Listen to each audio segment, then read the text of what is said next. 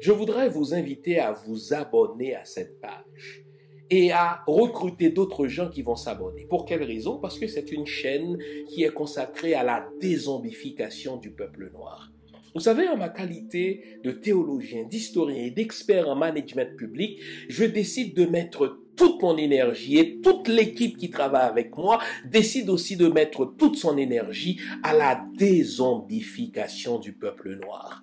L'émission s'appelle Lumière sur le monde. Eh bien, cette lumière, ce n'est pas moi. Cette lumière, c'est le travail que nous faisons ensemble. Lorsque tout à coup, on réalise qu'on nous a roulé dans la farine, on réalise qu'on nous a trompés pendant, n'est-ce pas, des siècles, et que tout à coup, nous prenons conscience de nos ressources, nous prenons conscience de notre identité, et ayant pris conscience de tout cela, nous prenons la décision de partager ce que nous sommes, ce que nous comprenons avec les autres. Donc, nous avons besoin d'avoir une masse critique d'hommes et de femmes noirs réveillés qui vont changer, n'est-ce pas, leur pays respectif pour la gloire de nos ancêtres. Nos ancêtres méritent cela. Ils se sont sacrifiés pour nous et c'est à nous aujourd'hui de prendre le relais. Comment on le fait? On le fait en se dézombifiant et en dézombifiant les autres. Je vous invite donc à liker ce qui se fait sur cette chaîne, à le sharer, à le partager avec les autres, à vous abonner et si vous l'avez fait déjà, à recruter d'autres qui vont s'abonner. On est ensemble, on garde le moral car tant que va le moral, tout va.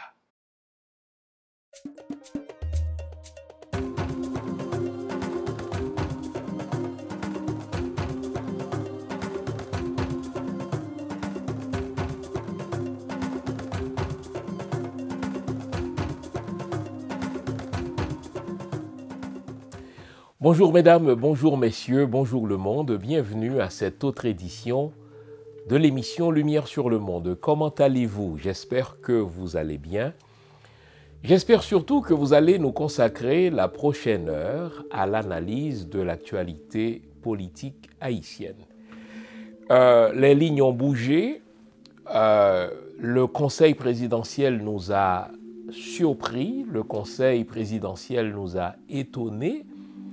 Je ne dirais pas dans un premier temps agréablement étonné, je préfère ne pas qualifier cet étonnement, je préfère ne pas qualifier la surprise de la semaine.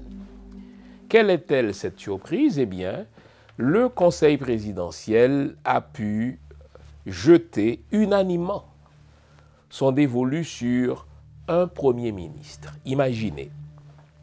Ce même Conseil présidentiel qui était incapable de s'arrêter sur le choix d'un président en son sein, ce même Conseil présidentiel qui jusque-là était incapable de respecter son propre accord, l'accord avait prévu une majorité absolue pour la désignation ou l'élection d'un président. Or, une fois que le président a été désigné par cette fameuse majorité absolue, on a tenté de modifier la notion de majorité absolue en majorité qualifiée, en sorte que ce même Conseil présidentiel, pendant sa courte durée de vie jusque-là, eh bien, nous a envoyé le signal très désagréable suivant, à savoir qu'il y a règle aussi longtemps que cette règle fait l'affaire de tous. Mais quand cette règle-là, n'est-ce pas, permet à un d'entre nous de se démarquer, eh bien alors là, on change la même règle en autre chose. En sorte que ce Conseil présidentiel qui avait produit ce bel accord que nous avons analysé, que nous avons décortiqué, que nous avons même applaudi, vous vous souvenez de cela, il y a un mois, lorsque tout semblait être prévu de la manière dont on doit nommer, désigner, élire un président, de la manière dont on allait accepter ou non l'arrivée de cette force multinationale, et bien très rapidement, ce Conseil présidentiel nous a prouvé que tout cela n'était que du papier et que la réalité politique allait rapidement ramener, n'est-ce pas, ce conseil présidentiel aux vieux réflexes, aux vieilles traditions, aux vieilles pratiques qui nous ont précipités là où nous sommes. Or, voilà que, contrairement à ce à quoi ce conseil-là nous a habitués pendant son court règne d'environ un mois, ce conseil présidentiel était en mesure, dis-je, de désigner unanimement les 6 personnes qui étaient présentes lors de ces entrevues. On parle de 5 entrevues, n'est-ce pas, de 5 candidats. Eh bien, les 6 personnes ayant la capacité de voter au sein du conseil présidentiel et qui donc ont interviewé les 5 derniers candidats, imaginez, ces 6 conseillers présidentiels ont retenu unanimement, n'est-ce pas, la candidature de Gariconi, qui est devenu par le fait même, n'est-ce pas, le Premier ministre de la transition. Je vous ai dit que cette unanimité m'étonne. Elle laisse quelque chose qui ressemble à un arrière-goût. En sorte que, et c'est ainsi que je vais présenter l'émission d'aujourd'hui, il y a comme un goût de sucre amer dans ce choix-là. Je vous dirai pourquoi. D'abord, la manière dont le choix a été fait. Je vous ai dit que cette unanimité m'étonne. Elle me laisse un arrière-goût de sucre amer, un arrière-goût de sucré-salé. Au fait, cette unanimité-là, je vais lâcher le mot, elle est suspecte. Pourquoi? Parce que nous nous connaissons, nous les Haïtiens. Nous n'avons pas l'habitude de tomber d'accord unanimement. Au fait, l'Haïtien prend plaisir à être en désaccord. Vous connaissez l'exemple de quelqu'un qui n'est pas d'accord avant même que vous n'ayez commencé à parler. Vous connaissez quelqu'un qui n'est pas d'accord avec votre livre sans qu'il ne l'ait lu. Vous connaissez quelqu'un qui n'est pas d'accord avec votre position, même s'il ne l'a pas encore entendu, votre position. En fait, on a l'impression que l'école et la religion nous ont dressés, l'école et la religion nous ont formatés à être en désaccord. En désaccord avec quoi? On ne sait pas. En désaccord avec qui? Cela importe peu. Dès que l'autre avance une thèse, eh bien, je crois tirer un supplément d'être dans le fait d'être en désaccord. En sorte que, culturellement, et surtout, on parle ici de culture politique, culturellement, cette unanimité, elle est suspecte. Vous y croyez, vous? 6 électeurs du conseil présidentiel, puisque le 7e était absent et il n'a pas laissé de mot d'ordre, imaginez, les 6 conseillers présidentiels ont interviewé 5 candidats. Ils ont passé en revue leur CV, ils ont passé en revue leur feuille de route, ils leur ont posé des questions sur leur vision du pays, leur vision de la transition, leur vision de la gouvernance, leur vision sur les priorités du pays. Et imaginez, ô étonnement, les 6 conseillers présidentiels qui avaient droit de vote, en fait, ils n'ont pas voté, ils ont retenu la candidature de Gariconi. Bon. Puisque l'unanimité ne fait pas partie de nos réflexes identitaires, puisque l'unanimité ne fait pas partie de nos réflexes culturels, puisque l'unanimité ne s'inscrit pas dans l'ADN de nos politiciens, il faut tenter d'expliquer d'entrée de jeu cette unanimité-là. Et il y a 2 façons de l'interpréter. Bon, n'allez pas me dire que les 6 conseillers présidentiels sont unanimement impressionnés par la feuille de route de Gariconi, qui sont impressionnés unanimement par sa vision et que unanimement ils le retiennent. Non, ce n'est pas haïtien, ça. L'unanimité n'est pas haïtienne. Okay? On ne va pas se conter d'histoires, on ne va pas se raconter des folies, là, n'est-ce pas? On a assez de folies dans ce pays pour qu'on n'en ajoute pas une. Donc, il y a une seule façon d'expliquer cela.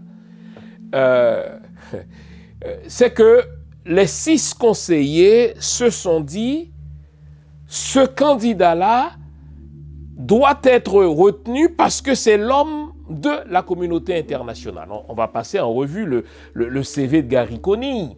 À bien des égards, son CV peut impressionner plus d'un, même si son CV, je vous le dirai, n'est-ce pas, me laisse aussi un goût amer pour des choses que je vais vous exposer tout à l'heure. Mais que 6 conseillers sur 7 aient retenu la candidature de Gary Conille et qu'il l'ait fait unanimement, sans qu'il y ait, n'est-ce pas, dissension, sans qu'il y ait eu déchirement,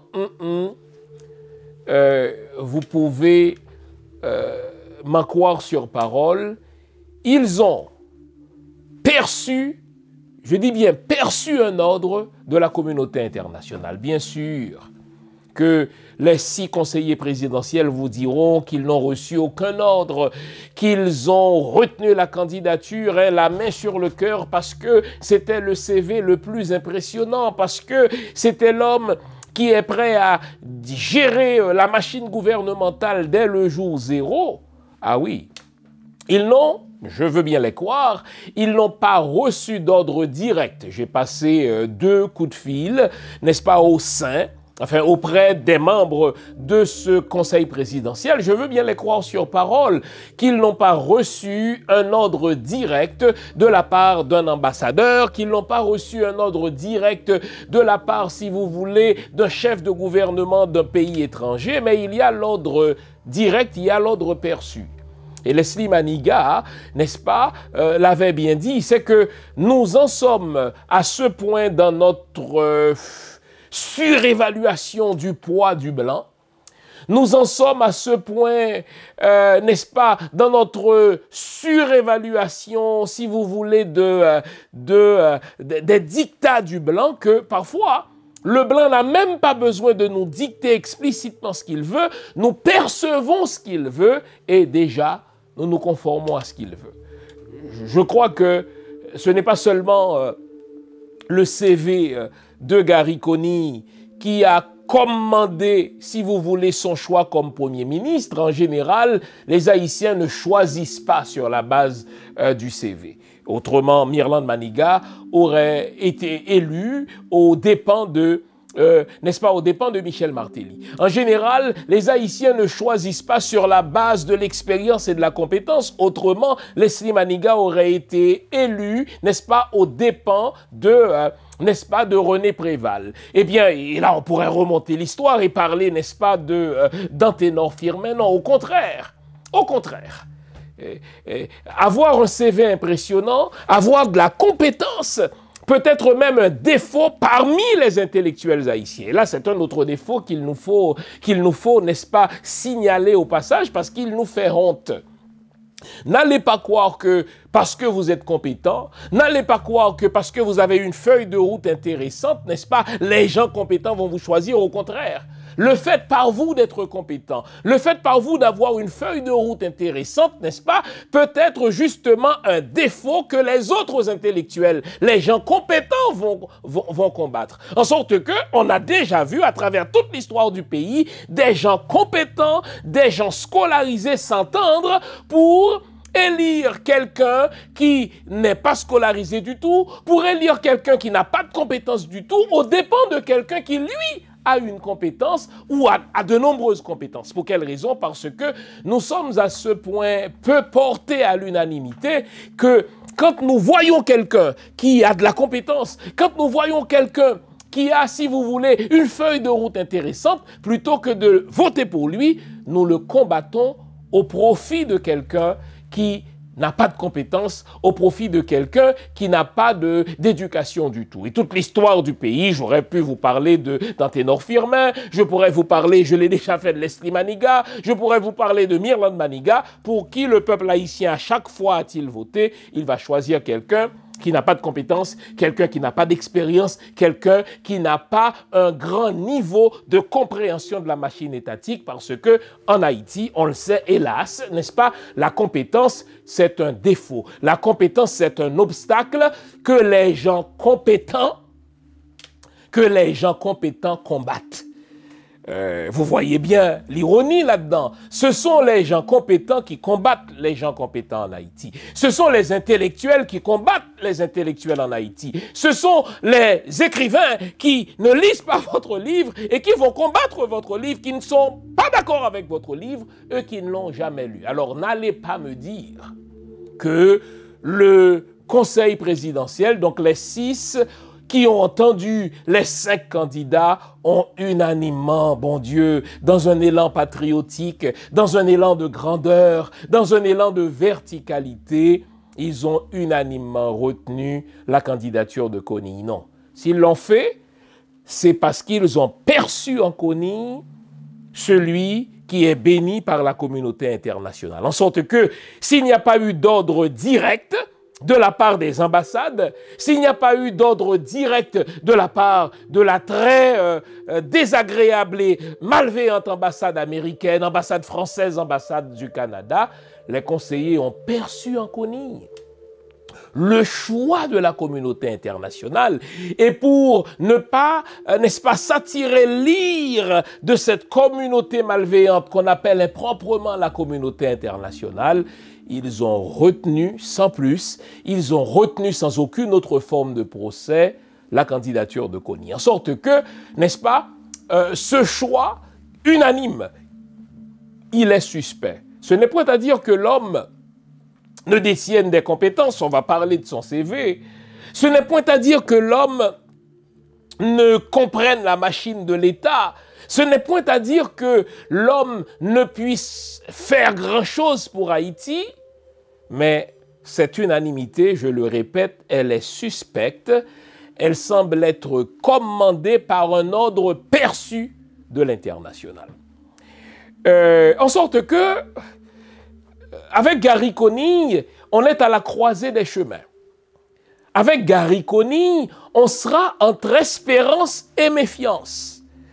Et c'est le titre même de l'émission d'aujourd'hui, Gary Kony, entre espérance et méfiance. Espérance, on va analyser le CV de l'homme. Espérance, on va regarder la feuille de route de l'homme. Espérance, on va réentendre, n'est-ce pas, son discours, les 2 ou 3 entrevues qu'il a accordées depuis qu'il a été retenu par le Conseil présidentiel pour être Premier ministre. Mais méfiance, nous ne devons pas lui signer un chèque en blanc. N'oublions pas que nous sommes dans un contexte où il n'y a pas de Parlement. Donc des contrats de gré à gré, n'est-ce pas, seront facilement accordés. Le principe de reddition de comptes, n'est-ce pas, sera probablement jeté aux oubliettes, en sorte qu'avec Gary Kony, il nous faudra, oui, nourrir de l'espoir. L'espoir fait vivre, nous sommes condamnés à espérer, mais avec Gary Kony, pour des raisons que je vais vous mentionner, il nous faut monter la garde. Avec Gary Kony, il nous faut demeurer vigilants. Avec Gary Kony, nous devons être méfiants. Toute une introduction, me direz-vous, avec raison, il fallait mettre la table et d'entrée de jeu vous dire ce qui dérange, ce qui questionne, ce qui nous fait tiquer dans ce choix unanime de Gary Kony par le Conseil présidentiel qui n'a même pas su faire l'unanimité autour de son président. Conseil présidentiel qui a préféré rejeter sa notion de majorité absolue au profit de la majorité, n'est-ce pas, qualifier ce qui est presque impossible dans un contexte de 7+2. Conseil présidentiel qui a préféré nous proposer une présidence tournante plutôt que d'accepter, bon Dieu, l'insupportable idée qu'un seul d'entre eux puisse être président du Conseil pendant les prochains mois. Et pourtant, ô étonnement, ce même Conseil présidentiel est en mesure de retenir unanimement une candidature, celle de Gary Kony en l'occurrence, et le nommer Premier ministre. Et là, ce même Conseil va tenter de nous faire croire que c'est parce que le CV de l'homme est impressionnant. Mon œil, j'aurais même dû dire mon cul, c'est de la foutaise que tout cela. Il y a là un diktat perçu par le Conseil présidentiel de la part de l'international.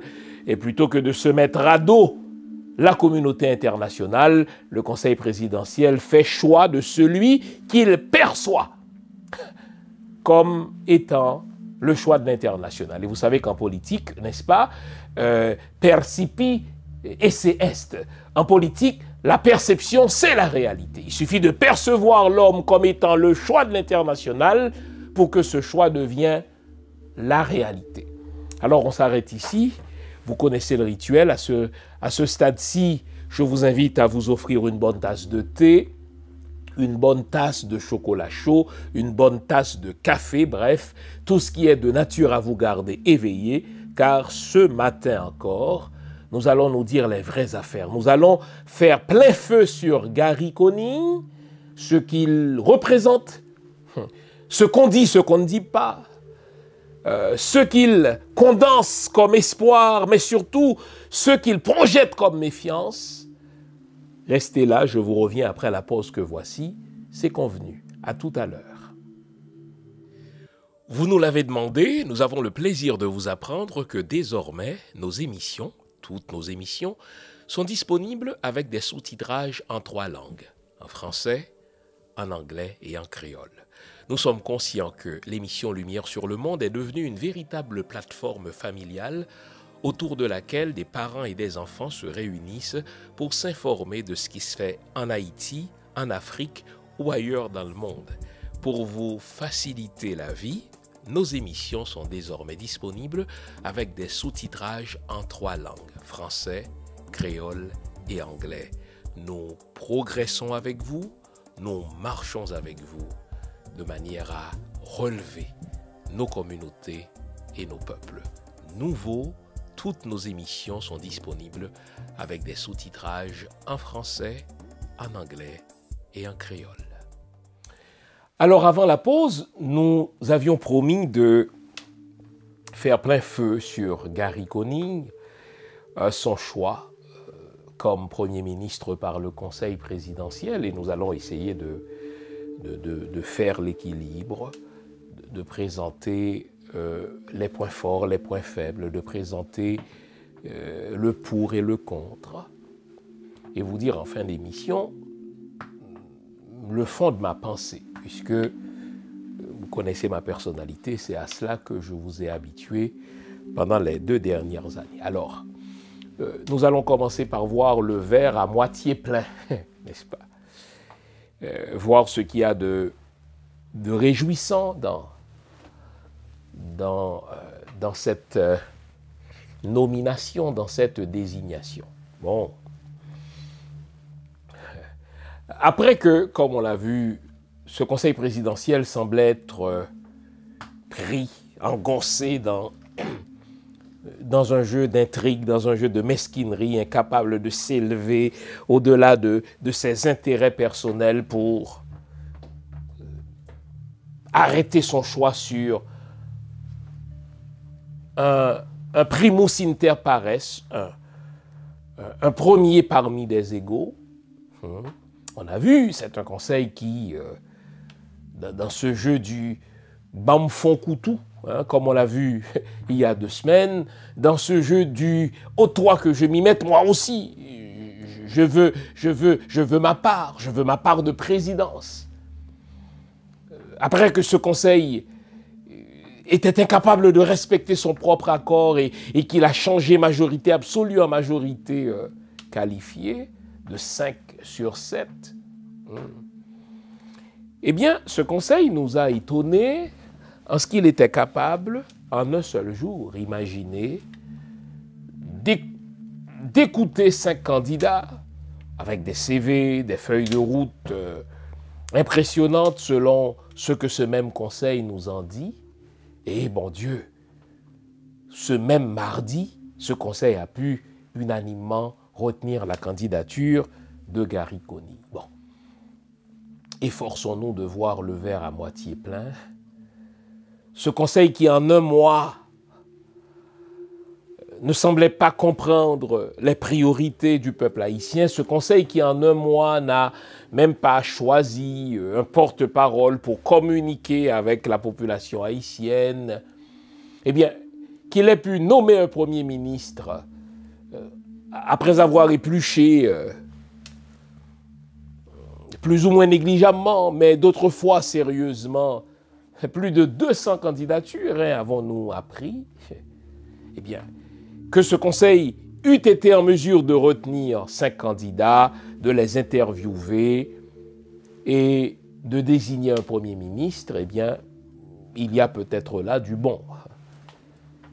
Parce que nous appréhendions tous, et je suis de ceux-là, que ce conseil soit tellement pris dans les rets de ses propres intérêts. N'oublions pas que ce conseil-là, au fait, c'est une nébuleuse. Ce conseil, c'est une mosaïque de 7 personnalités plus 2 qui sont désignées par des partis politiques qui ont des intérêts divergents, des organisations qui ont des intérêts, qui ont donc des agendas parfois opposés, que ces gens-là doivent choisir un Premier ministre. Nous appréhendions, et donc moi j'en faisais partie, nous appréhendions peut-être l'incapacité de ce conseil de désigner quelqu'un. Bon. On savait que ce conseil allait finir par désigner quelqu'un, mais très honnêtement, je ne m'attendais pas à ce que ce soit fait aussi rapidement. En sorte que, quand j'ai entendu l'un d'entre eux dire à la télévision et me dire personnellement que oui, on allait être en mesure de désigner un Premier ministre, n'est-ce pas, après 2 ou 3 jours d'entrevue, j'étais, si vous voulez, dubitatif. J'avais des doutes. Or, voilà que ce conseil nous a étonnés en retenant la candidature de Gary Conille. Bon, que voulez-vous, puisqu'il faut voir le verre à moitié plein, j'ai presque envie de dire au conseil, bravo, bravo, précisément parce que vous avez pu désigner un Premier ministre en un temps si court. Bon.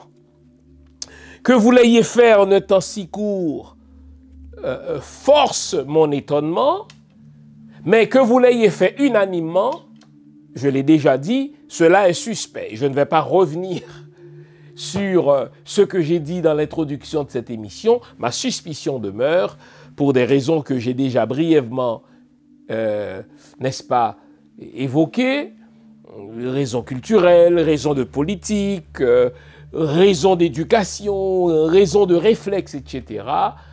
Non, cette unanimité-là, elle est suspecte. Alors, continuons à regarder le verre à moitié plein. Et c'est ce qu'on va faire avec Gary Conille. Bon. Gary Conille détient à la fois une formation en administration publique de la santé, en politique et administration publique de la santé. Il est médecin, n'est-ce pas, de formation. Il a fait son doctorat de médecine en Haïti. Et l'homme travaille depuis, n'est-ce pas, 25 ans maintenant, puisqu'il a intégré les Nations Unies en 99. L'homme travaille depuis un quart de siècle au sein des Nations Unies. Et franchement, j'ai pris le temps de lire son CV, j'ai pris le temps de regarder sa feuille de route. L'homme a littéralement roulé sa bosse sur tout le continent africain. On lui a confié des missions de grande importance pour gérer des programmes sur la santé dans des pays africains. On lui a confié aussi la mission, et c'est là où ma suspicion commence, je vais y revenir, on lui a confié la direction de programme pour le contrôle des naissances, n'est-ce pas, en Afrique, et nous savons ce que ça veut dire pour les pays occidentaux. Si vous voulez, la fécondation de nos femmes africaines constitue aux yeux de l'Occident une menace, eux qui ont en général un enfant et demi par couple, eux qui en général ont des pays, n'est-ce pas, surpeuplés, si on considère, n'est-ce pas, la question de la densité, ça veut dire le nombre d'habitants par kilomètre carré, et pourtant les Occidentaux qui sont aux prises avec des problèmes de densité immenses, ils veulent faire la leçon aux Africains qui vivent sur le plus grand continent, le continent le plus riche, et là ils vont lancer suivez mon regard, toutes sortes de programmes d'aide pour aider les couples africains à faire du planning, pour aider les femmes haïtiennes, enfin les femmes africaines, on a vu ça aussi en Haïti d'ailleurs, pour aider les femmes africaines à contrôler leur fécondité. Et quand on a quelqu'un qui a travaillé dans ces programmes-là, faites-moi confiance, si on lui a confié cette responsabilité et qu'on a renouvelé son mandat, c'est qu'il a bien fait sa job. Quel est cette job, n'est-ce pas? Faire en sorte que les Africains soient moins féconds, faire en sorte que la progéniture en Afrique, n'est-ce pas, soit moins nombreuse. Or, Gary Coney, quand on lit son CV, était responsable de nombre de programmes de ce genre en Afrique. Bon. En sorte que si on pose la question, je suis toujours dans le verre à moitié plein, est-ce que l'homme s'y connaît en gestion? Est-ce que l'homme s'y connaît en management? Est-ce que l'homme s'y connaît en administration? À cette question, il faudrait être intellectuellement de mauvaise foi pour répondre par la négative, bien sûr. Quelqu'un qui travaille dans les Nations Unies pendant déjà, n'est-ce pas, un quart de siècle, depuis 25 ans, dis-je, eh bien, il a ramassé une certaine expérience, il a acquis, n'est-ce pas, des réflexes en management, il a développé, si vous voulez, un certain sens de la reddition de comptes. Ici, il faut ajouter à son bagage expérimental au sein des Nations Unies ces 5 ou 6 mois qu'il a passé en tant que Premier ministre sous Michel Martelly. Eh bien, franchement, l'homme n'est pas un novice en matière de gestion, il n'est pas un novice en matière de management. Bon. Du Niger au Mali, et il a même fait de l'expérience dans les pays des Antilles. Et l'homme, et on va y revenir, a même été le chef de bureau, entendons le chef de cabinet de Bill Clinton, lorsque ce dernier dirigeait avec le kleptomane Jean-Max Bellerive, alors Premier ministre, lorsque ce dernier dirigeait la fameuse CISR, c'est-à-dire la commission intérimaire pour, si vous voulez, la reconstruction d'Haïti après le tremblement de terre. Gary Coney était même le chef de bureau. Gary Coney était, dis-je, n'est-ce pas, le chef de cabinet de Bill Clinton. Bon. En sorte que, si vous comparez l'expérience de cet homme en matière de connaissance des pays étrangers, en matière de connaissance des pays en voie de développement. Si vous vous intéressez, n'est-ce pas, à la feuille de route de cet homme, en termes de pays où il a travaillé, en termes de chefs de gouvernement avec lesquels il a collaboré, en termes de connaissance du rouage, si vous voulez, de la machine internationale, franchement, il y a de quoi étonner plus d'un. Et je ne vais pas... n'est-ce pas, enlever à César ce qui lui revient. L'homme a quand même 25 ans d'expérience de management sur la scène internationale. Et quand on a toutes ces expériences-là, ça veut dire qu'on connaît du monde. Quand on a toutes ces expériences-là, ça veut dire qu'on a un carnet d'adresses, n'est-ce pas, plus ou moins garni, qui peut être utile si on était libre dans les prises de décision politiques, dans les prises de décision publiques qu'on sera amené à faire en tant que Premier ministre, n'est-ce pas, d'Haïti. En plus, il est né, semble-t-il, en 1966, à en juger par, n'est-ce pas, son CV, en dehors du fait qu'il a été Premier ministre pendant, n'est-ce pas, 4 ou 5 mois sous Michel Martelly, et il a quitté, il a claqué la porte, n'est-ce pas, parce que Michel Martelly lui a forcé la main après l'avoir humilié, après lui avoir prouvé qu'il ne dirige rien, hein, n'est-ce pas. Il a convoqué, si vous voulez, une rencontre de ministres. Eh bien, les ministres ont bouté sa rencontre pour aller rencontrer Michel Martelly en sa résidence privée. Eh bien, après avoir été humilié par Michel Martelly, l'homme était forcé de remettre sa démission. Mais tout le monde sait que si Gary Coney était Premier ministre de Michel Martelly, c'est parce qu'il était l'homme de Clinton. Michel Martelly était à la fois le choix de Clinton comme président. Il n'a jamais été élu, on le sait. Il n'était pas admissible au second tour. Bill Clinton l'a imposé pour des raisons que l'on connaît, puisque sa femme était secrétaire d'État sous Barack Obama. Et non seulement Bill Clinton nous a entré dans la gorge un président, mais il nous a imposé pendant un temps un premier ministre en la personne de Gary Coney, parce que ces deux-là se connaissent bien, puisque je vous l'ai dit, Gary Coney était chef de bureau, il était chef de cabinet de Bill Clinton, alors que ce dernier volait, n'est-ce pas, ni plus ni moins, les fonds de la commission intérimaire pour la reconstruction d'Haïti. Pourquoi j'ai dit voler? Mais c'est le terme que Wikileaks a utilisé. Si vous lisez, n'est-ce pas, les notes diplomatiques, si vous lisez les notes internes qui s'échangeaient entre eux, n'est-ce pas, les membres de la Clinton Foundation, eh bien, même la fille de Bill Clinton lui reprochait de détourner des fonds de la CISR vers sa propre fondation, Bill Clinton. Alors, si Gary Coney a été chef de bureau, chef de cabinet de Bill Clinton pendant ce moment-là, c'est qu'en sa qualité de chef de bureau, en sa qualité de chef de cabinet de Bill Clinton, il a vu des choses sur lesquelles il a fermé les yeux, il a entendu des choses, n'est-ce pas, sur lesquelles il a choisi d'être sourd, et le voilà aujourd'hui qui sera notre Premier ministre. Alors, j'ai dit ce que l'homme avait d'impressionnant dans son CV. J'ai dit ce que l'homme avait, si vous voulez, de positif dans sa feuille de route.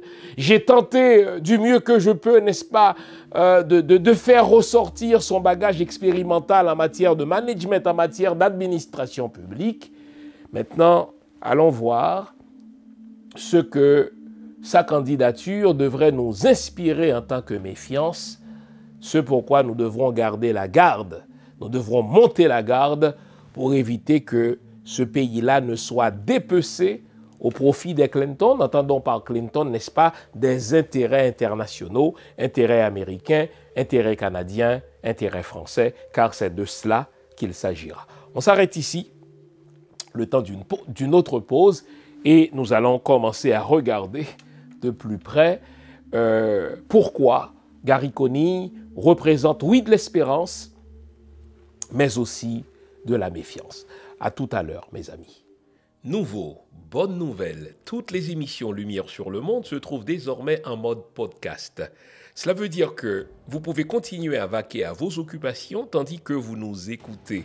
Où que vous soyez, dans votre voiture, à l'épicerie, au travail, en faisant vos courses ou à la maison. Toutes les émissions Lumière sur le Monde en français et en créole sont en mode podcast. Vous les trouverez sur Apple Podcast, Spotify, Podcast Index, Google Podcast, Amazon Music, Stitcher et les autres. Nous sommes partout en mode podcast. Il n'en tient qu'à vous. Nouveau, bonne nouvelle, Lumière sur le Monde est en podcast.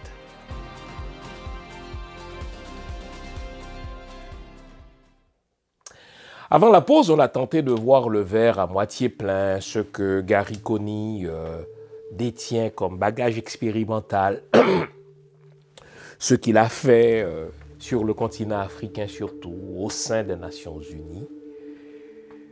Et maintenant, passons au verre à moitié vide. Et vous comprendrez pourquoi il nous faut monter la garde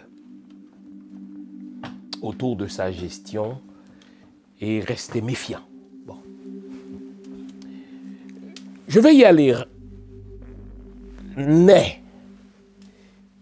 Il nous faut être toujours méfiant vis-à-vis de ces hauts fonctionnaires des Nations Unies qui sont des ressortissants des pays en développement et que les Nations Unies traînent à travers les pays en développement comme une espèce de token en anglais, ce qu'on appelle des token black, comme une espèce de trophée.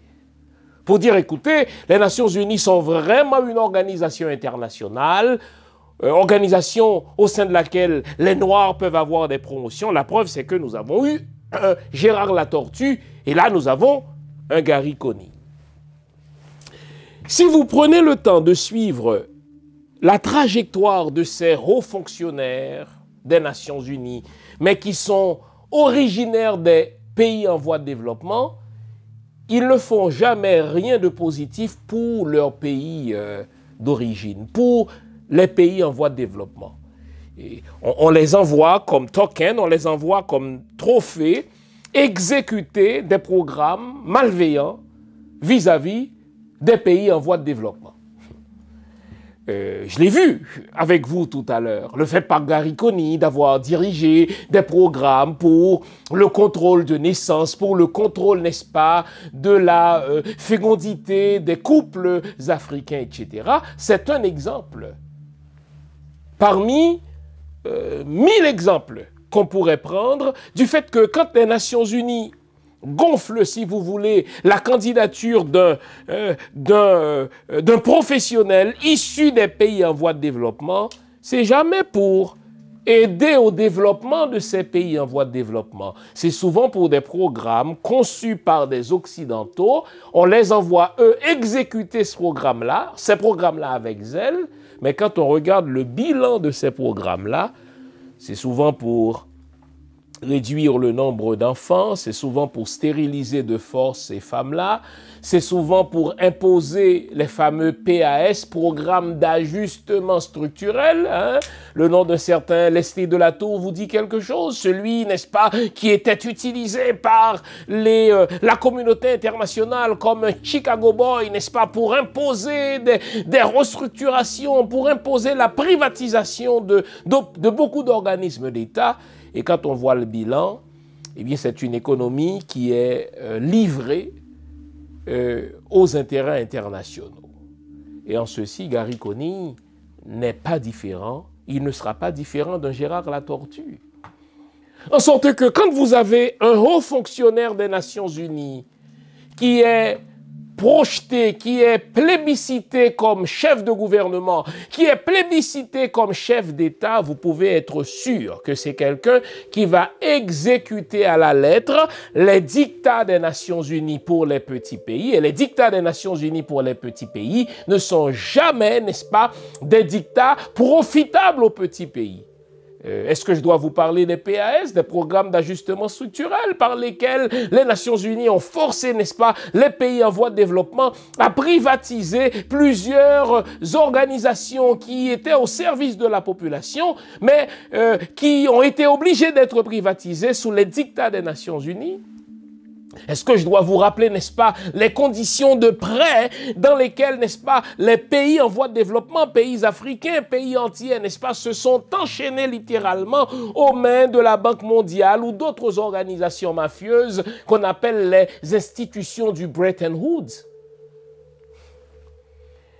Et pour qu'on n'aille pas rêver en couleur, en s'imaginant que puisque l'homme a de l'expérience, en s'imaginant que puisque l'homme a un bon discours, en s'imaginant que puisque l'homme semble projeter l'image d'un homme qui est à l'écoute, d'un homme, n'est-ce pas, qui fait montre d'humilité, pour qu'on aille rêver en couleur, au sujet de Gary Coney, pensez au bilan de Gérard Latortue. Gérard Latortue qui était plébiscité par l'international après le coup d'État contre Jean-Bertrand Aristide, le dernier, le coup d'État de 2003, et qui est arrivé comme étant un connaisseur, n'est-ce pas, de la vie internationale, puisque c'est un haut fonctionnaire des Nations Unies. Quel est le bilan de Gérard Latortue? Celui d'un nègre de maison. Vous vous souvenez? À peine Gérard Latortue fut-il nommé, que dis-je, fut-il imposé par la communauté internationale comme Premier ministre d'Haïti après que la même communauté malveillante eut, n'est-ce pas, infligé un coup d'État à Jean-Bertrand Aristide, qu'est-ce qu'il a fait? Pendant les semaines, que dis-je, pendant les jours qui ont suivi sa nomination comme Premier ministre, il est allé en France présenter des excuses au nom du peuple haïtien au président, n'est-ce pas, Jacques Chirac. Pour quelle raison? Parce que le président d'avant, n'est-ce pas, Jean-Bertrand Aristide, avait agité la question de la restitution de la rançon de l'indépendance, 27 milliards d'euros alors. Alors il a présenté des excuses du peuple haïtien à son maître français, sous le regard, n'est-ce pas, approbateur de Jacques Chirac. Il a été présenté ses excuses. Et si vous regardez, n'est-ce pas, les 2 ans ou à peu près pendant lesquels Gérard Latortue a dirigé ce pays, c'est un pays qui a été livré aux dictats internationaux. Gérard Latortue ne rendait compte à personne. Il faisait les 4 volontés des États-Unis, il faisait les 4 volontés de la France, il faisait les 4 volontés du Canada, ces 3 pays qui ont fomenté le coup d'État contre le président Jean-Bertrand Aristide, élu par le peuple haïtien. Donc lorsque nous avons un haut fonctionnaire des Nations Unies qui est plébiscité comme chef d'État et chef de gouvernement, vous pouvez être sûr, l'expérience africaine est là pour nous le rappeler, l'expérience haïtienne est là pour nous le rappeler. Je vous ai parlé de Gérard Latortue. Quand vous avez un haut fonctionnaire des Nations Unies qui est plébiscité comme chef de gouvernement ou chef d'État, il ne sera pas là pour exécuter l'agenda de la population. Il ne sera pas là, n'est-ce pas, pour, si vous voulez, poser des gestes ou prendre ou poser des politiques publiques en faveur de la population. Non. Ce haut fonctionnaire va continuer à mettre en exécution ce pourquoi il a été payé pendant les derniers 25 ans. Dans le cas de Gary Conille, il va exécuter l'agenda des Nations Unies, il va exécuter l'agenda des pays donateurs des Nations Unies, comme les États-Unis, la France et le Canada. Et si quelqu'un est approuvé, n'est-ce pas, soyons clairs, si quelqu'un est plébiscité par l'international pour Haïti, vous pouvez être sûr que ce n'est pas une bonne candidature pour Haïti. L'équation est simple. Si les États-Unis, si le Canada, la France veulent quelqu'un pour Haïti, vous pouvez être sûr que ce n'est pas bon pour les Haïtiens. Alors Gary Conille va venir pour gérer, si vous voulez, le statu quo. Il sera là comme un gardien du statu quo. Vous direz, écoutez, c'est quelqu'un qui n'a pas une longue expérience en matière de politique haïtienne. En ceci, il semble représenter du sang neuf. Foutaise que tout cela. Parce que c'est quelqu'un qui va entendre seulement la voix de l'international. C'est quelqu'un qui ne va rendre des comptes qu'aux ambassades étrangères. C'est quelqu'un qui ne va suivre que les dictats de l'international, en sorte que le peuple haïtien va être une fois de plus spectateur de son propre destin. Le peuple haïtien va être une fois de plus, n'est-ce pas, spectateur de sa propre histoire politique. Et Gary Conille, tout comme Gérard Latortue, n'est-ce pas, une vingtaine d'années avant, va exécuter les dictats des États-Unis, va exécuter les dictats de la France, va exécuter les dictats, n'est-ce pas, du Canada en ce qui a trait à Haïti. Ça veut dire gérer le statu quo et permettre au système de se régénérer avec un visage tout neuf. Regardez comment le blanc malveillant a la suite dans les idées. Clinton avait imposé Gary Conille comme premier ministre de Michel Martelly. Les deux personnalités étaient incompatibles. Michel Martelly l'a forcé vers la sortie. Il l'a forcé à démissionner. L'international l'a récupéré et lui a dit d'attendre son tour. Et une dizaine d'années plus tard, n'est-ce pas, il revient sans Michel Martelly. Il revient comme Premier ministre, plébiscité par le Conseil présidentiel unanimement. Et c'est ce qui doit vous étonner, c'est ce qui est suspect. L'haïtien ne fait jamais l'unanimité. L'haïtien, surtout pas en politique, ne fait jamais l'unanimité. L'haïtien ne tombe jamais d'accord unanimement sur le choix de quelqu'un pour diriger son pays. On voit là que le Conseil présidentiel, qui était incapable de se choisir unanimement un président, choisit unanimement un Premier ministre. Trouvez l'erreur. Il y a un ordre qui est dicté explicitement ou tacitement pour imposer Gary Conille. Et si l'international impose Gary Conille, c'est qu'il n'est pas bon pour l'haïtien. Et moi, je suis toujours méfiant. Je suis toujours méfiant et je vous invite à me ressembler en ce sens. Je suis toujours méfiant vis-à-vis de ces hauts fonctionnaires des Nations Unies qui sont imposés, qui sont parachutés dans des pays africains, qui sont parachutés dans des pays antillais, qui sont parachutés, n'est-ce pas, dans notre pays Haïti. Ils ne font jamais du bien au peuple. Ils sont là pour gérer le statu quo. Ils sont là pour permettre au système de se régénérer en attendant, n'est-ce pas, qu'on nous impose un autre président pour lequel on n'aura jamais voté. C'est ce que Gary Conille va faire. Vous dites, mais en plus d'être haut fonctionnaire des Nations Unies, ce qui en soi devrait, n'est-ce pas, nous inspirer la méfiance. Les Nations Unies pour les petits pays, c'est des prêts, n'est-ce pas, diaboliques. Les Nations Unies pour les petits pays, c'est des programmes de stérilisation forcée. Les Nations Unies pour les petits pays, n'est-ce pas, c'est des programmes d'ajustement structurel pour forcer l'État de ces petits pays à privatiser des organisations, n'est-ce pas, étatiques. Mais un autre déficit de crédibilité dans le cas de Gary Coney, c'est qu'il était chef de cabinet de Bill Clinton. Si vous ne vous connaissez pas nécessairement dans les rouages d'une machine politique, si vous ne vous connaissez pas dans les rouages, n'est-ce pas, d'un cabinet politique, vous ne saurez pas ce que représente un chef de cabinet. Au fait, à bien des égards, un chef de cabinet est souvent plus puissant que le Premier ministre lui-même. Le chef de cabinet d'un président, le chef de cabinet d'un Premier ministre est souvent, son nom ne ressort pas, mais est souvent plus puissant que le Premier ministre lui-même, en ce que c'est lui qui gère l'agenda du Premier ministre. C'est lui qui permet au Premier ministre de rencontrer celui-ci ou celui-là. C'est lui qui va dire au Premier ministre, n'est-ce pas, à quelle rencontre se rendre. Et c'est même lui qui va façonner avec le Premier ministre la politique publique. Et le chef de cabinet d'un politicien en connaît plus sur lui que sa propre femme ou son propre conjoint. Un chef de cabinet voit passer les chèques. Un chef de cabinet voit passer les contrats. Et c'est lui qui recommande, n'est-ce pas, au ministre de signer ou de ne pas signer. C'est lui qui recommande au ministre d'approuver ou de rejeter, n'est-ce pas, telle demande de subvention, etc. Nous sommes, chers amis, dans le contexte du tremblement de terre.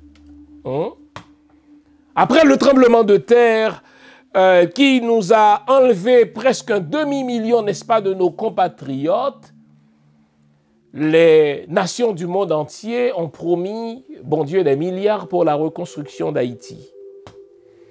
Et puisque les Noirs, selon la communauté malveillante qu'on appelle improprement la communauté internationale, puisque selon cette communauté internationale, les Noirs étaient indignes de gérer des fonds à eux confiés, ils ont nommé un Blanc, en la personne de Bill Clinton, autant demander à un chat de surveiller le lait pour qu'on ne le boive pas, autant demander, comme on dit dans notre délicieux créole, n'est-ce pas, à un chat de surveiller le beurre. On a donc confié la gestion de cette entité ad hoc, donc ça veut dire fondée à dessein, qu'on appelait la Commission intérimaire pour la reconstruction d'Haïti. On a confié la cogestion de cette entité-là à un Blanc, Bill Clinton, et à un kleptomane noir, un nègre de maison, alors Premier ministre sous René Préval, Jean-Max Bellerive.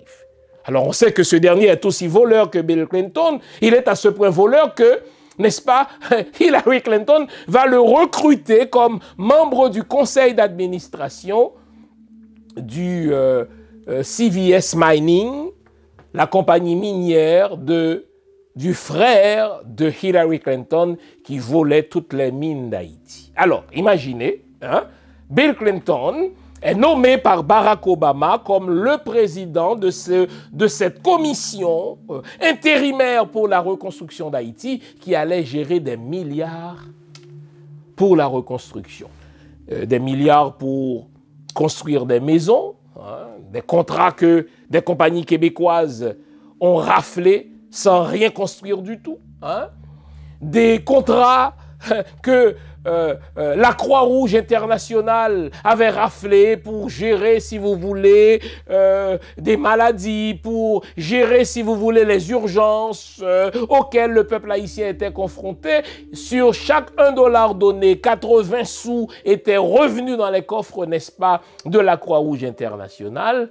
Et c'est ce Gary Coney qui était le chef de cabinet de Bill Clinton, tandis que Bill Clinton plongeait les deux mains dans les fonds de cette commission pour la reconstruction d'Haïti et qu'il les détournait, selon Wikileaks, n'est-ce pas, vers la Clinton Foundation. Donc, quand Clinton faisait ses signatures, quand Clinton faisait ses surfacturations, quand Clinton détournait les fonds qui étaient destinés à reconstruire Haïti, quand Clinton détournait de l'argent qui était destiné à nourrir le peuple haïtien, qui était destiné, n'est-ce pas, à relocaliser la population haïtienne, et qu'il, n'est-ce pas, détournait, dis-je, ces fonds vers les caisses de la Clinton Foundation, qui était son chef de cabinet, Gary Coney. Donc Gary Coney a vu ces surfacturations. Il a vu ce détournement de fonds. Nous n'avons même pas besoin de lui poser la question. Il était le chef de cabinet de l'homme, Clinton. Donc, il était la cheville ouvrière de son cabinet. S'il n'a jamais dénoncé Clinton, si en plus, il est resté l'ami de Clinton, si en plus, il a continué à avoir de la promotion au sein des Nations Unies, lui qui était envoyé, n'est-ce pas, dans divers pays africains comme un token black, comme un trophée, n'est-ce pas, pour montrer qu'il n'y a pas de racisme, mon œil au sein des Nations Unies, c'est que Gary Coney était de connivence avec Clinton. On ne reste pas longtemps ami de quelqu'un qui vole si on ne vole pas avec lui. On ne reste pas longtemps ami de quelqu'un qui détourne des fonds publics, qui est corrompu jusqu'aux os, comme on sait des Clinton. On ne reste pas longtemps leur ami, à moins qu'on ferme les yeux sur ce qu'ils font, à moins qu'on ferme les oreilles sur ce qu'ils font, à moins qu'on soit un yes man. Ça veut dire un homme qui dit oui à chaque fois parce qu'il s'agit du blanc. Chers amis, on ne va pas se mentir, on est assez vieux pour savoir que quand on fait une si longue carrière au sein des Nations Unies et qu'on a, n'est-ce pas, hérité de missions aussi importantes dans des pays africains et que notre mandat est à chaque fois renouvelé, il ne s'agit pas seulement de compétences, il ne s'agit pas seulement de savoir-faire, il s'agit souvent aussi d'amitié avec lesquelles on a développé, si vous voulez, une certaine complicité. Et quand on est complice de Clinton, c'est qu'on a fermé les yeux sur des vols, on a fermé les yeux sur des détournements de fonds. Il n'y a pas à en sortir de là. Or, les Clinton sont connus de par le monde pour être des gens dont l'éthique est élastique. Les Clinton sont connus pour être des gens rapaces. Des gens qui n'hésiteront pas, n'est-ce pas, à détourner des fonds publics vers leur propre fondation. Hillary Clinton nous l'a démontré lorsque, à l'instigation de son mari Bill, elle a imposé Michel Martelly comme président d'Haïti et rapidement, n'est-ce pas, la compagnie minière de son frère a récolté des contrats de ce même Michel Martelly. Donc ici, il s'agit de quiproquo, pas vrai? Donc quand les Clinton font quelque chose, ils ont des intérêts pécuniaires là-dedans. Donc, si l'international nous a poussé, n'est-ce pas, Gary Coney comme Premier ministre, quand on dit l'international, encore une fois, c'est un terme impropre. Il s'agit ici des États-Unis, il s'agit ici du Canada et de la France. C'est que celui qu'il nous impose comme Premier ministre leur sera favorable, mais défavorable au peuple haïtien. Donc, quand je vous ai dit que avec Gary Coney, on nourrit de l'espoir rapidement, mais très rapidement aussi, on développe des réflexes de méfiance qui sont légitimes parce que quand on a fait carrière aux Nations Unies et qu'on nous a confié, n'est-ce pas, la gestion de programmes sensibles comme des programmes de fécondation, des programmes, n'est-ce pas, de contrôle de naissance, quand nous avons été chefs de cabinet des Clinton, c'est qu'on a fermé les yeux sur des cas de corruption. Or, c'est ce Coney qui nous arrive comme Premier ministre. Et ce qui est dangereux, mes amis, c'est que Gary Coney va arriver comme Premier ministre en un moment où il n'y aura pas de Parlement, en un moment où, n'est-ce pas, le contrôle, ce qu'on appelle le check and balance, n'est-ce pas, le contrepoids en politique, n'est-ce pas, où les questions de reddition de comptes seront, si vous voulez, balayées en dessous de la table. C'est dans ce contexte-là que l'international nous impose Gary Coney. Quand je vous ai dit que le blanc, n'est-ce pas, il a la suite dans les idées, nous sommes à un carrefour où les pays cherchent des ressources, n'est-ce pas, renouvelables. Les pays se détournent des ressources fossiles pour aller chercher, n'est-ce pas, d'autres types de ressources. Et la réputation d'Haïti est faite en matière de richesse minière. On nous envoie un Gary Coney à un moment où il n'y aura pas de reddition de comptes. On nous envoie un Gariconi à un moment où il n'y a pas de Parlement. On nous envoie un Gariconi à un moment où des contrats de gré à gré seront passés. Il faut littéralement appréhender le dépeçage de ce pays sous prétexte qu'il faudra privatiser, sous prétexte qu'il faudra changer de gouvernance, sous prétexte qu'il faudra faire vite et rapidement, n'est-ce pas? Parce qu'il y a telle institution internationale qui promet ceci, il y a tel partenaire international qui promet ceci. C'est là où le choix de Gariconi est un cheval de Troie. C'est un piège que l'international nous tend déjà depuis une vingtaine d'années, et dans lequel le Conseil présidentiel est entré tête baissée. Gariconi, parce qu'il est le choix de l'international, ne saurait être un bon choix pour la population haïtienne, qu'on se le tienne pour dit. Vous l'aurez remarqué, on a changé notre site web. Sur le site web, vous trouverez plusieurs onglets. L'onglet Accueil vous souhaite la bienvenue et tout de suite après, vous tombez sur l'onglet Biographie. Alors là, vous avez une idée des études que j'ai faites. Ensuite, vous avez l'onglet Boutique. Dans l'onglet Boutique, vous trouverez mes livres. Jusqu'à présent, j'en ai écrit 14. Toujours dans la boutique, vous aurez aussi accès au type de formation que j'offre, soit à des individus ou à des entreprises. Vous avez aussi l'onglet événements. À l'onglet événements, on vous dit ce que je fais, où je le fais et quand je le fais. Comme ça, si je présente une conférence quelque part, si je donne une formation quelque part, vous le savez. Mais ça, c'est à venir. À l'onglet articles, vous avez accès à quelques-uns des articles que j'ai fait paraître sur moult sujets.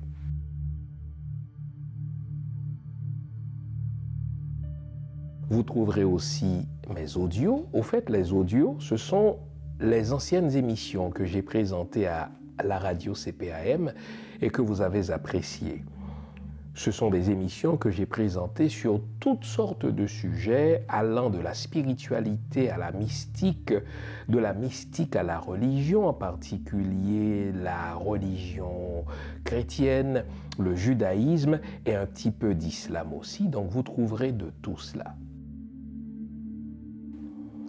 Et enfin, à l'onglet « Émissions », vous avez accès aux diverses chroniques ou aux divers liens par lesquels je présente des chroniques, que ce soit à la radio, à la télé ou sur les médias sociaux.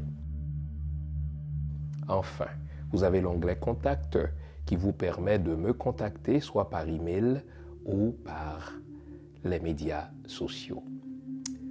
Le nouveau site de Jean Fils-Aimé, c'est le vôtre. Servez-vous-en.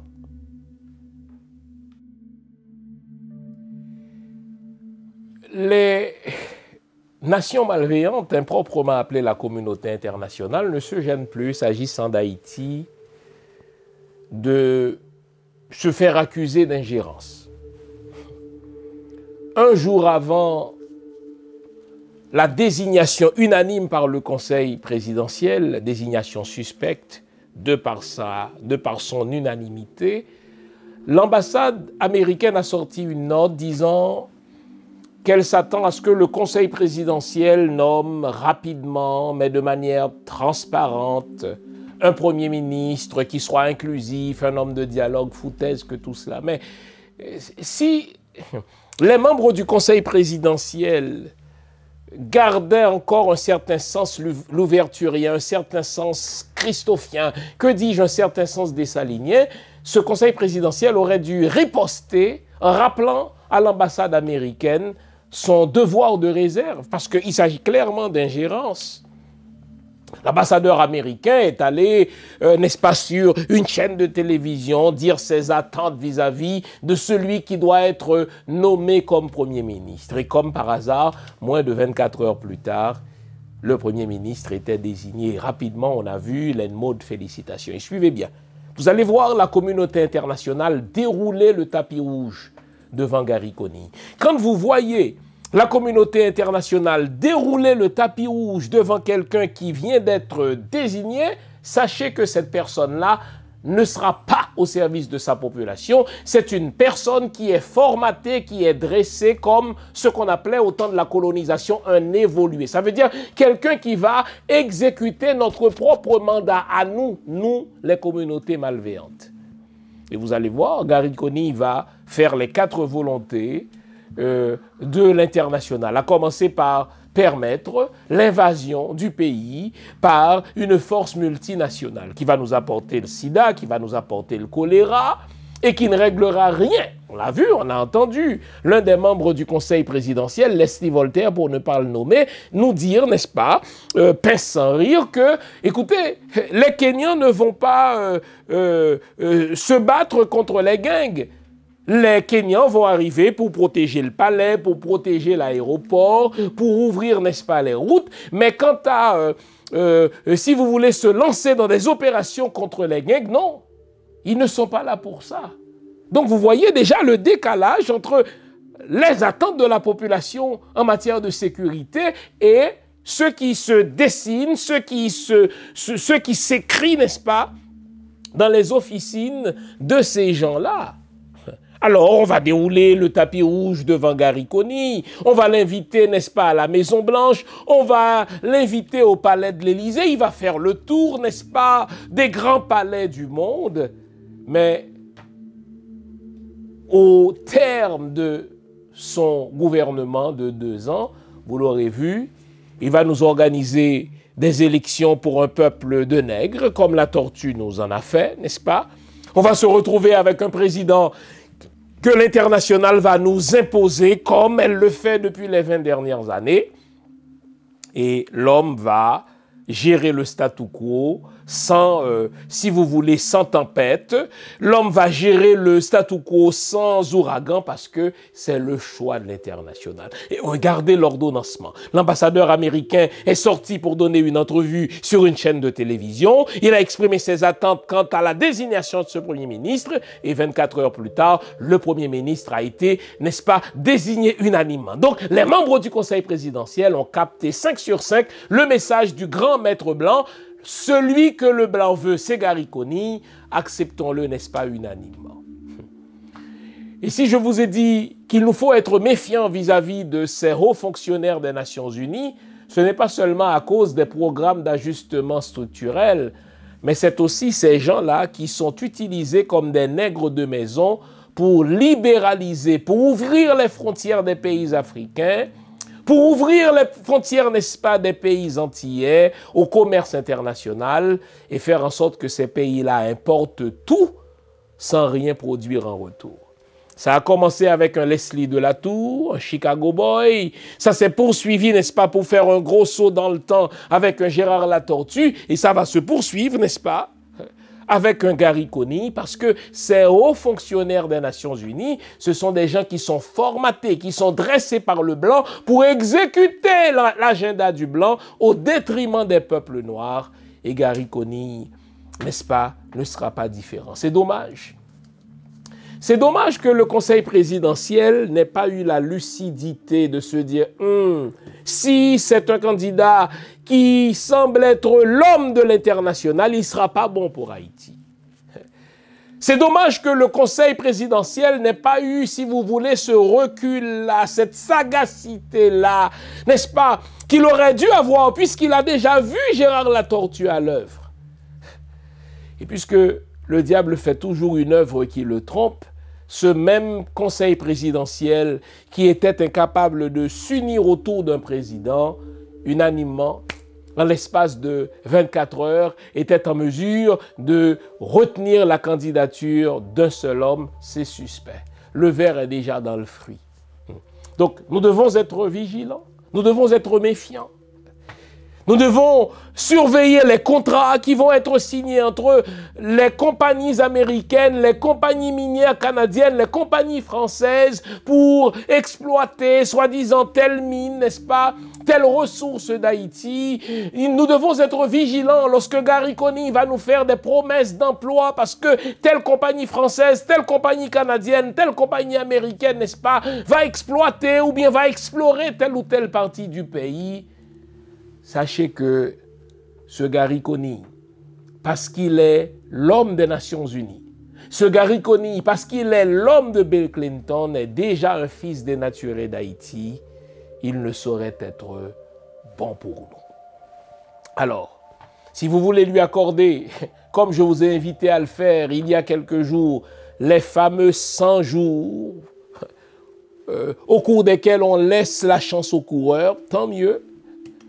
Mais vous verrez qu'il sera là pour gérer le statu quo, car on ne saurait être bon pour son pays d'origine quand on est un haut fonctionnaire des Nations Unies, qu'on a traîné comme trophée pour des programmes, n'est-ce pas, un peu suspects comme on a vu.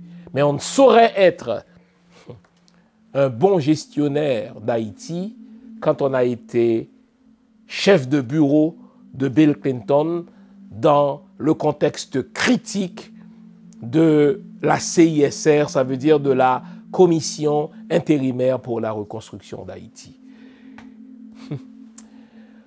Aïe, aïe, aïe. Si vous pensiez que ce pays était libre, si vous pensiez que ce pays était souverain, si vous pensez que les hommes qui dirigeaient ce pays avaient encore un minimum de liberté, vous venez d'être servis. Vous notez que, malgré l'accord qu'ils ont signé, accord qui laissait entendre que, avant même d'accepter l'arrivée de, n'est-ce pas, des Kenyans, ils allaient, ces hommes-là, mettre sur pied un conseil de sécurité nationale qui lui allait faire des recommandations, n'est-ce pas, au conseil présidentiel. En très peu de temps, cet accord a pris le bord. Le Conseil de sécurité nationale n'a même pas eu le temps de faire son travail, de faire des recommandations au Conseil présidentiel que le Conseil présidentiel avait déjà écrit en catimini au président Ruto pour donner son accord à l'invasion du pays par les forces kenyanes.